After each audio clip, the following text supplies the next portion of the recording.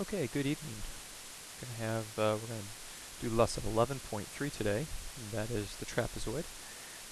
You should be recording all of your theorems for the areas of these figures in a book, in one of your booklets, your pink booklets, and it should include a picture as well as the rule. Okay, it will make for a good review. Area of the trapezoid.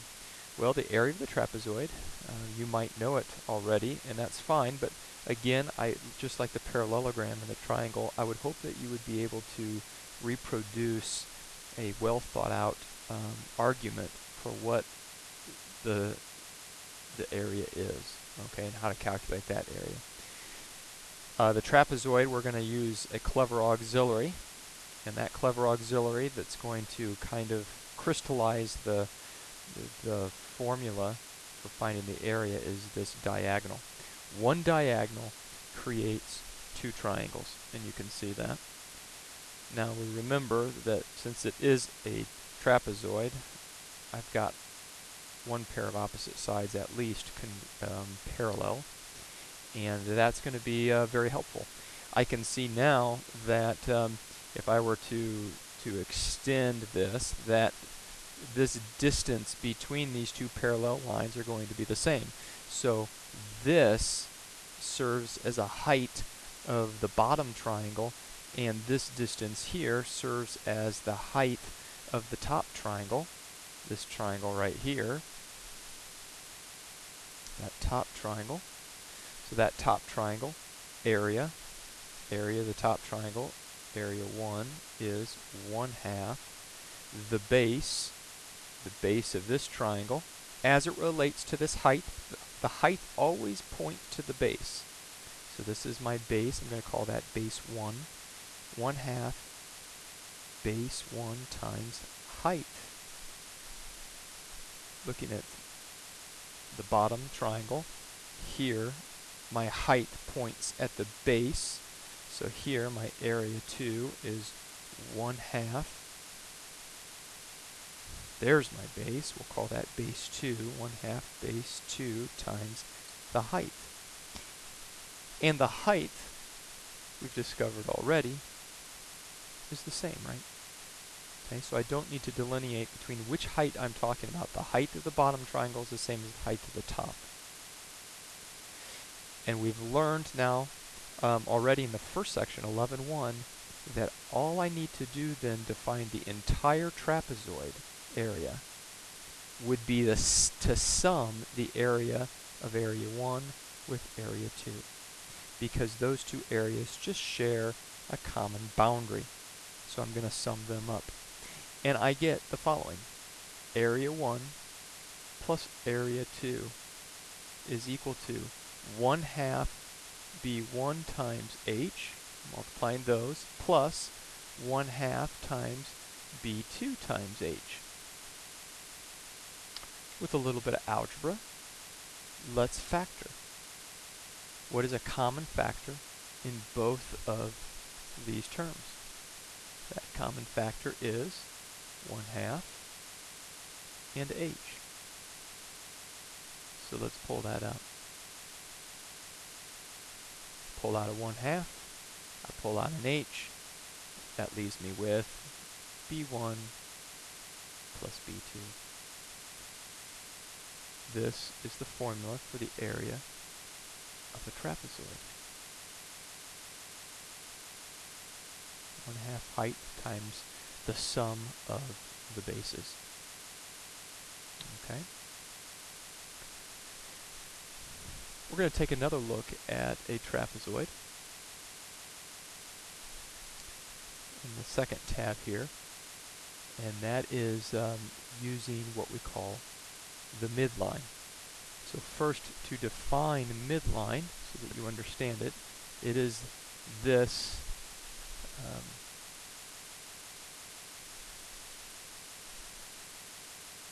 it is that line there. That is the midline. In this case, it's 9.27 centimeters.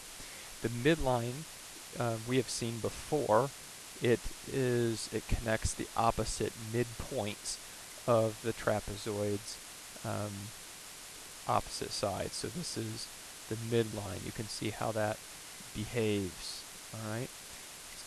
We have bisected each of those opposite sides, and we have connected a segment between them, and that is the midline. Something clever to notice about the midline is this.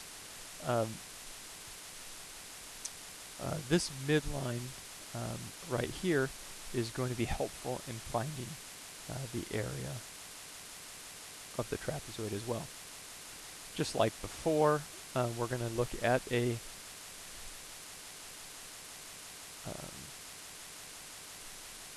height. So I'm going to put in, there's my height. My height is 6.32, so that's my height there. My midline is 9.50. 9.50. And notice this. The area, this is the area of this trapezoid right here, is 60.02. And notice what the midline multiplied by the height is. 60.02. And as you would expect, as I move this, those values change, but they are the same.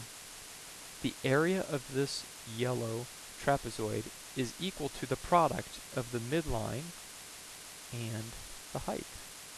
Midline and height. Let's play with this a little bit more to see that that's the case. My height, 6.06. My midline, 15.11. Multiply them together, you get 91.53, and that is the same as the area, 91.53. So we have another formula for the area of the trapezoid. And that is going to be m times h, where m is the midline, the length of the midline, and h is the height. And that height is found by the distance between the parallel sides. Okay? Now, how do we prove this? We have looked at it inductively. We feel like we believe that it's true. Let's take a look now and take the measurements away. Don't need the measurements, but I'm going to look at that midline here. Pull this away.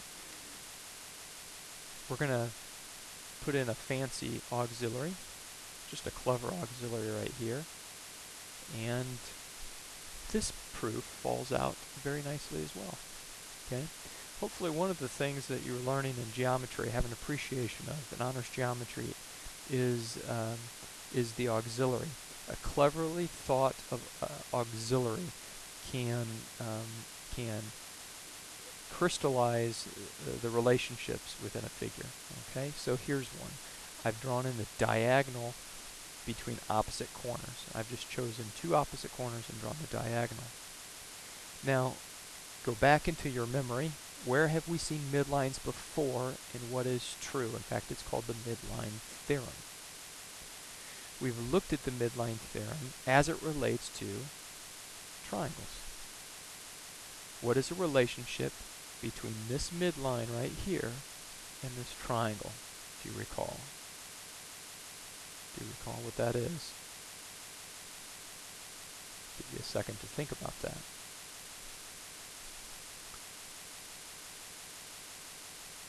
Okay, so this midline from here to here, that distance, if you recall, that distance is half of the base.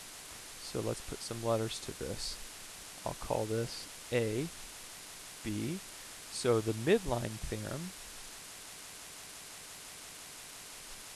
says that AB is 1/2 the distance of EH. Okay. Well, we see that same thing is true over on the upper triangle. So we have this triangle here that we're looking at. Here's the triangle. Okay. And we have here's the midline. We'll call that CA. So we also know that CA is equal to half the distance of FG.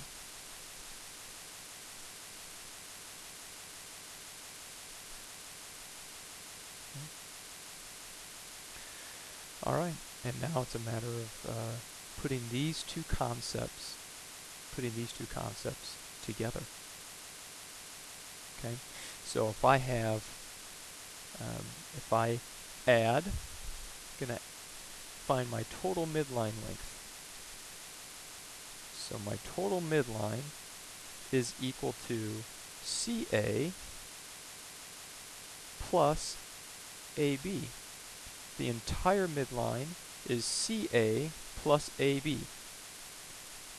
CA, we just said, was 1/2 FG. 1/2 FG. AB is 1/2 EH. 1/2 EH. A little bit of algebra. Factor out your 1/2, and we're left with FG plus EH. Now, look deeper at what is in parentheses. Look deeper here. What is this amount in terms of my diagram? FG plus EH. Well, here's FG. And where's EH? Here's EH. Those are my two bases. That's base 1 and base 2. In fact, I could call this base 1 and this base 2. And so I have the midline equals 1/2 base 1 plus base 2. And now it becomes clear. That is why the area of a trapezoid is the midline multiplied by the height. Because if I multiply this by height,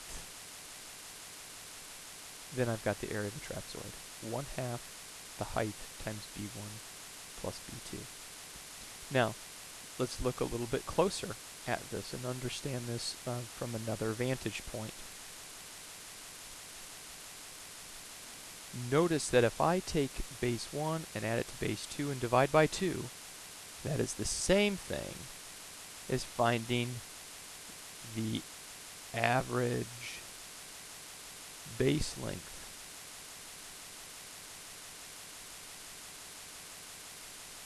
The average base length.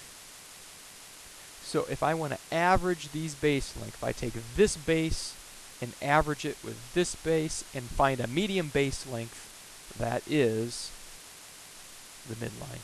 That's the distance of the midline. That's going to become important when we start to find areas and even volumes. You're going to see that again. That's going to make our work a lot easier in some cases. So think about the midline. Think about the midline as being an average. So this is the midline right here. Oh, sorry, I can't get that to go away. That midline is the average of my bases. So that kind of helps us with the area then. Instead of taking base 1 plus base 2 and dividing it by 2 and multiplying it by height, which is the area, we just find the average of the bases, which is my midline. Midline multiply by height. Okay, that might perhaps be a new formula for you for trapezoid. Again, be able to reproduce an argument for that. All right. Well, let's put this all in our taxonomy. Let's keep this all clear. This is a great way to organize what we've learned here. So my trapezoid here is 1/2 height times B1 plus B2, which is also, I could also write as the midline times the height. Now, a square is always a rectangle, And a rectangle is always a parallelogram, and a parallelogram is always a trapezoid. What does that mean about the parallelogram? You guessed it. I could use this or that for the parallelogram.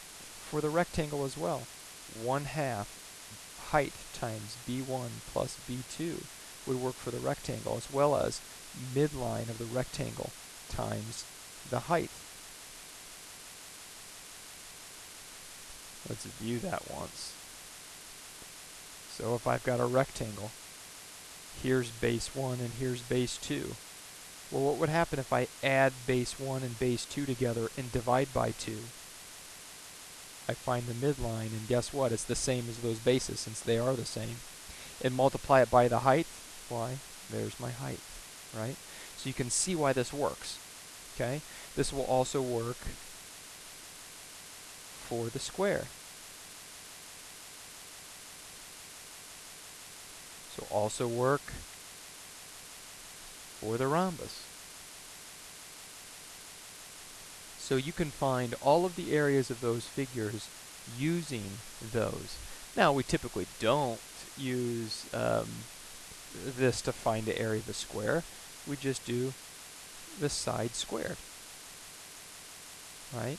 And we abbreviate rectangle as base times height. So hopefully you see here how the genes of the trapezoid get passed down to all of its children. Another observation that you should be making here is the simplicity of finding the area of a square and the complexity of finding the area of a trapezoid. Okay? They become more complex. They become more complex. Complex area formulas as you move up. Okay? So that should give you a little bit of an idea on what you would expect for if I wanted to find a formula that would find the area of any quad. It's going to be crazy complex with tons of conditions. It's going to be very difficult. We haven't learned one. Okay, but you would expect it to be difficult. You would expect it to be complex. The square, however, is so well defined, so rigid, that it has a very simple area. Okay, moving on then, let's look at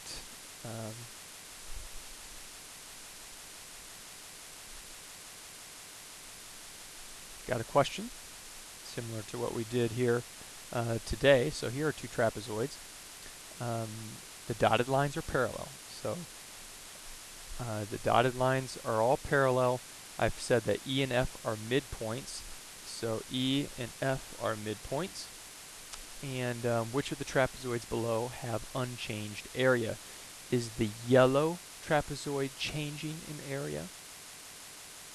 Or is the red one changing in area? Or both changing in area, unchanging in area, or neither unchanging? Give you a second to think about that. Try to digest what's going on there.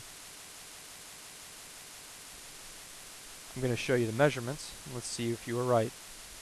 So here's the yellow area. You can see that it is unchanging, and the red area is unchanging as well. Does that come as a surprise? It shouldn't. So let's look at why that's the case. I can see here what is remained fixed. My midline is fixed. And what else is fixed? My height. My height is fixed always. If my height and my midline are fixed, the area is fixed. What is fixed in this case? In this case, I have fixed, that's moving, but that's fixed bases. My base 2 and my base 1, it's shifting, but it's the same. That is the same there. So if my base 1 and my base 2 are fixed, as well as my height, then the areas are going to be fixed. Okay, so try to see a trapezoid in motion in its dynamic state.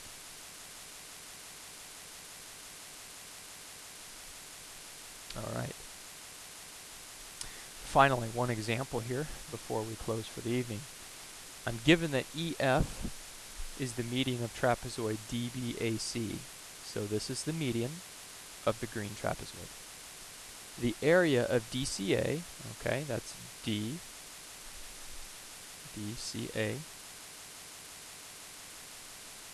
The area of that is 53 centimeters square. We want to find the area of the trapezoid, of the entire trapezoid.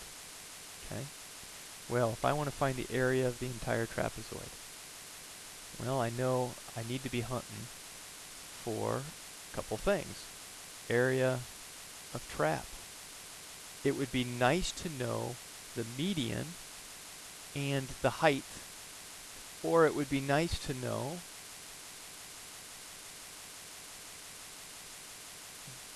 base 1 and base 2 and the height. Okay? So that gives me a little bit of help as I sort through this. It looks like in both cases I've got no chance in finding the area unless I know height. I need to know that distance there. So from the given information, which is this right here, that's given, and this, that's given, and this, that's given, can we find height? And the answer is yes, we can find height. Get a different color here. Let's look at this triangle that we know.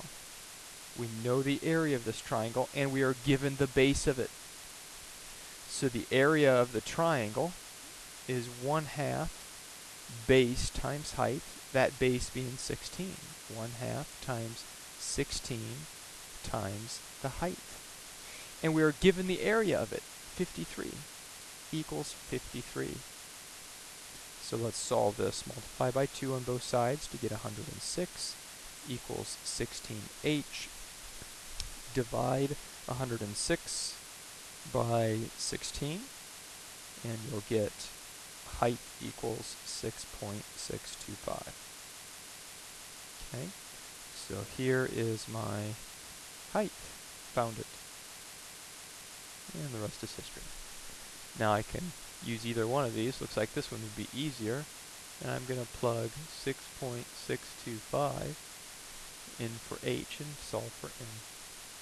So the area of the trapezoid is equal to 12 centimeters. Multiply that by my height of 6.625 centimeters to get 79.5 centimeters squared.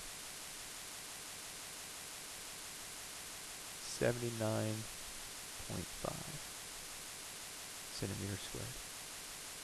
So you can expect for your problem sets to use both of these trapezoid formulas. Also to be clever about it, given the information, can you find what's missing so that you can find the area. So you'll need to be looking at them from a couple of different directions. All right. So again, review any parts of this video necessary so you can come to class ready to work problems. You do have those problems uploaded. I have a calendar uploaded on Moodle. You should reflect on that, and you will be working problems on the calendar there. So you can keep up to date or even work ahead if you wish. All right. With that, I will sign off. Adios.